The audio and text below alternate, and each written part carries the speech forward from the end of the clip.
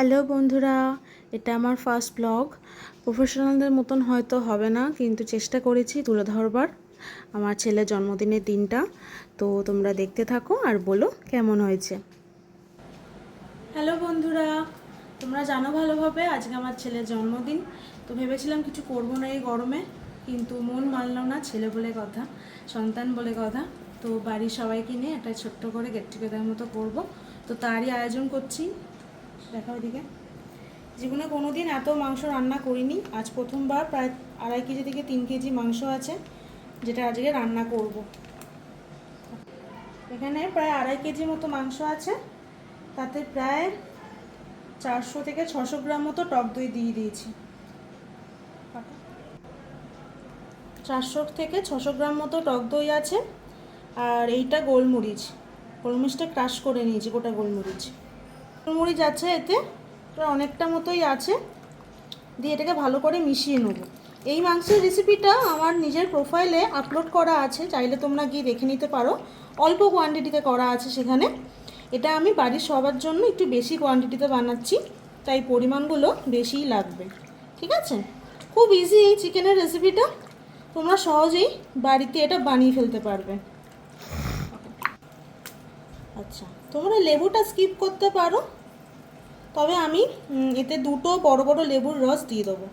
মাংসের সাথে লেবুর গন্ধটা খুব সুন্দর যায়। তোমরা লেবুটা চাইলে স্কিপ করতে পারো, কোনো ব্যাপার নয়। এর মধ্যে 2 চামচ মতো আদা, 2 চামচ মতো রসুন দেয়া আছে, এটা এবার এর মধ্যে দিয়ে দেবো। আর এখানে অনেকগুলো কাঁচা লঙ্কা আমি বেটে রেখেছি মিক্সিতে, সেটাও দিয়ে দেবো। তোমরা দেখলে প্রথমে গোলমরিচ দিয়েছি প্রায় অনেকটা, তারপর দিলাম কাঁচা লঙ্কা। আমার এই মাংসর রেসিপিটায় কিন্তু পুরোটাই ঝাল হবে এই কাঁচা লঙ্কা আর গোলমরিচে। আমি এতটুকু এর মধ্যে লঙ্কার গুঁড়ো ইউজ করব না। চিকেনটা হচ্ছে হোয়াইট চিকেন, তো ওই জন্য লঙ্কার গুঁড়ো আমি আর হলুদ একদমই এখানে ইউজ করব না। তো কাঁচা লঙ্কা গোলমরিচের আর একটা কারণও আছে, আমার ছেলে খাবে, বাচ্চা। তো বাড়িতে অনেকেই লঙ্কা গুঁড়োটা অ্যাভয়েড করে, তো আমি ছেলের জন্য রান্না করতে গিয়ে লঙ্কা গুঁড়োটা খুব একটা দিই না। তো সেই হিসাবে গোলমরিচ গুঁড়ো আর কাঁচা লঙ্কার ওপরেই আমার এই রেসিপিটা। খুবই ইজি রেসিপি। এটা আমার ম্যারিনেট করা হয়ে গেল মোটামুটি ভালোভাবে। এবার এটা মোটামুটি 2-3 ঘন্টা ম্যারিনেটে থাকবে।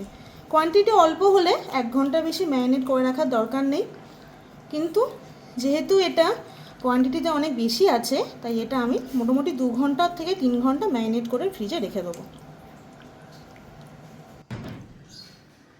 আমি রেডি হয়ে গেছি।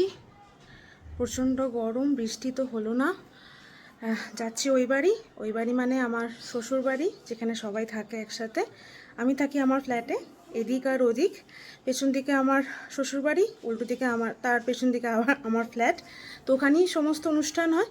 তো চলো ওখানেই যাওয়া যাক। চলে এসেছি এ বাড়িতে, আর বেরোবার মুহূর্তে ঝরঝর করে বৃষ্টি, পুরো ভিজে গেছি। কোনো রকমে নিজেকে পরিষ্কার করে এসে মাংসটা বসিয়েছি। প্রথম থেকে তোমাদের সাথে শেয়ার করতে পারিনি, একটু অসুবিধা ছিল। এটা রিফাইন তেল আর ঘি বলছি, বাটার মেশানো আছে। আর কতগুলো গোটা ফোড়ন দিয়েছি, যেমন এলাচ, দালচিনি, লবঙ্গ, একটা তেজপাতা।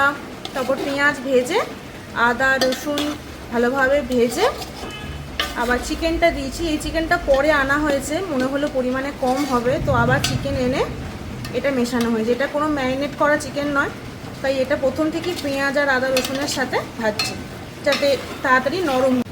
দাও চিকেনটা দিয়ে দাও, এবার চিকেনটা দিয়ে দাও। দেখে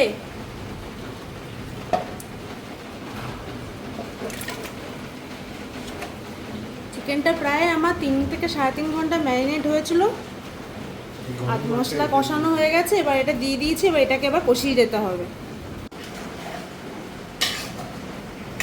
মাংসটা এবার শুধু কষিয়ে যেতে হবে, কষানোর ওপরই হচ্ছে আসল টেস্ট। অনেকক্ষণ ম্যারিনেট ছিল, আর যত সুন্দর করে কষাতে পারবে তত ভালোই টেস্ট হবে। আর এত সিম্পল এই রান্নাটা, এত হালকা মশলায় রেডি হয়, খেয়ে একটু ক্ষতি হবে না। আর বন্ধুরা, শেষমেশ বৃষ্টি হলেও আমি আমার মানে আমার শ্বশুর শাশুড়ি সবাইকে বলছে যে আমার ছেলে কত লাকি, তাহলে ওর জন্মদিনের দিনই বৃষ্টিটা হলো।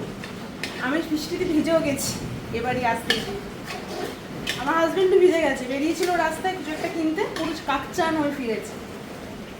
যাকে ভালোই হলো, রাত্রিটা আমার জন্মদিনটা ভালোভাবে কাটবে আর কি। এটা একটা মশলা রেডি করেছি,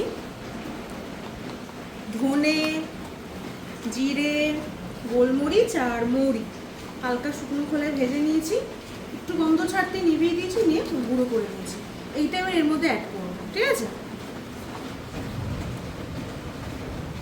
প্রথম থেকে তোমরা দেখেছো না হলুদ গুঁড়ো দিয়েছি, না ধনে গুঁড়ো, না জিরে গুঁড়ো, কিচ্ছু কোনো মশলা দিইনি। এই প্রথম এই মশলাটা অ্যাড করলাম, এটা দিয়ে এবার মিশিয়ে দেবো, নিয়ে ফুটবে। লাস্টে নামানোর আগে আবার কিছুটা মশলা দিয়ে আর একটু বাটার দিয়ে নামাবো, নিয়ে রেডি হয়ে যাবে।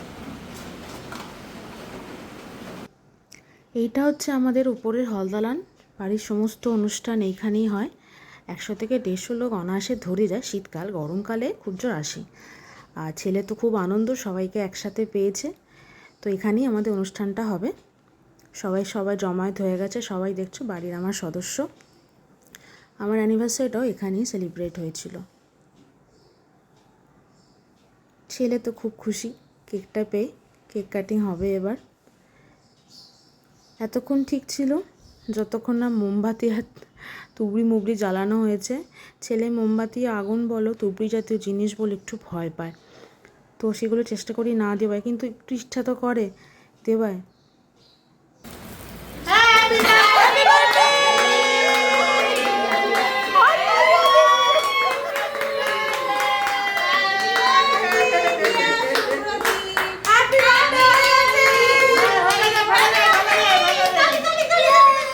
ডিনার টাইমে হয়ে গেছে মোটামুটি। মাংসটা দেখো কত সুন্দর রং চলে এসছে। আর বাড়ির সব বসে আছে, আড্ডা দিচ্ছে খেতে বসার আগে। আর এদিকে আমার হাজবেন্ড একটু ভিডিও তুলছিল, আমি সবাইকে খেতে দিচ্ছিলাম। তখন রাত হয়ে গেছে, প্রায় 11টা বাজতে যায়। আর ছেলে তো দৌড়োদৌড়ি করে যাচ্ছে, ওর যেটা কাজ। দৌড়োদৌড়ি করা ছাড়া আর কিচ্ছু জানে না। 2-3 বার তো পড়েছে উল্টে আঁচড় খেয়ে। আমি এদিকে খাবার বাড়ছিলাম, একে একে সবাইকে খেতে দিয়ে দিচ্ছিলাম। রাতও হয়েছে অনেক, আস্তে আস্তে সবাই খাবে, খেয়ে উঠলে তারপর আমরাও খাবো। তো দিনটা খুব ভালোভাবে কেটেছে সবার সাথে, সবার খুব ভালো লেগেছে। প্রথম আমি মনে হয় এত কোয়ান্টিটিতে মাংস রান্না করলাম। আর দেখো কাকে খাওয়াতে বললাম, কে কাকে খাওয়াচ্ছে। খাওয়াতে দিয়েছিলাম পিসিকে, বল খাওয়া, ছেলের পিসিকে খাইয়ে দিচ্ছে। কিন্তু সত্যি এগুলি হচ্ছে মনে থাকে ছোটোবেলার জিনিস, বড় হয়ে পিসি এটাই ওকে শোনাবে। রাত এখন 12:30, আধ ঘন্টা হলো বাড়ি এসেছি। সব মোটামুটি ভালোভাবে মিটে গেছে। বৃষ্টিটা হলো বলে একটু বাঁচোয়া, শান্তিতে কেক কাটিং হলো, খাওয়া দাওয়া হলো, সবাই খুব ভালোভাবে খেয়েছে। আর খাবার দাবার একটু নষ্ট হয়নি, বৃষ্টিটা হলো, ওয়েদার ঠান্ডা হয়েছে বলে সবাই ভালোভাবে খেতে পেরেছে। দেখো দিনটা আজকে খুব ভালোভাবে কাটলো। তো চলো, রাত হয়ে গেছে, আর বেশি কথা বলবো না আজকের জন্য। গুড নাইট, সবাই খুব ভালো থেকো, সুস্থ থেকো, বাই বাই।